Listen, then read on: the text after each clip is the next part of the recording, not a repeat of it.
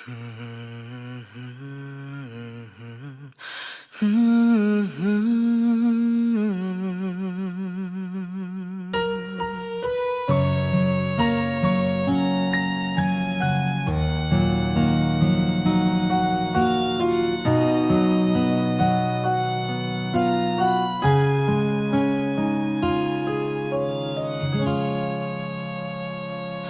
ុស្សស្រីច្រើនណាស់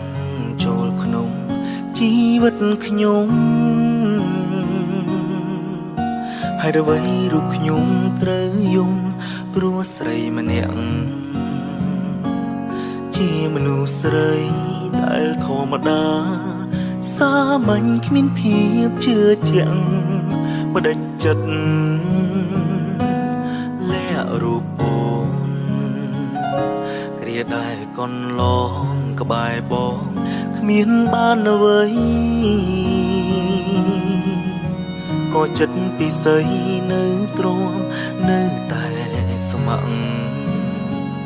បងមានស្រីនៅខាងក្រៅក៏ចិត្តអូននាងមិនផ្លាំង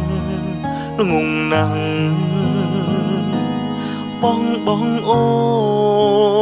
នមនុស្សស្រីធម្មតាម្នាក់ឲ្យខ្ញុំខូចចិត្តពេលនេះទួចង់គិតត្រឹមសោកាមនុស្សស្រីធម្មតាបងអើយតើរូបអូននៅទីណាអើអូនដឹងទេថាបងខូចចិត្តព្រោះនឹកអូ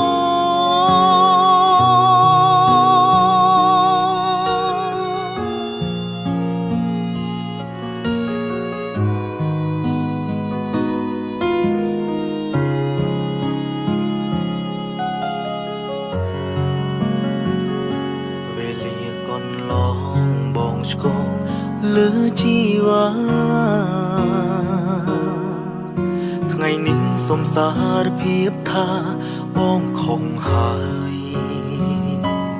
ចង់សូមអូនផ្ដល់ឱកាសតែខ្លាចអូនមិនផ្ដល់ឲ្យបែកហើយបែករហូ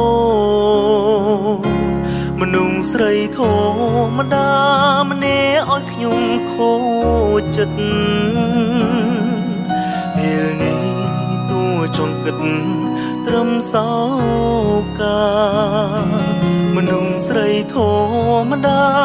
បងអើយតើរូបអូននៅទីណា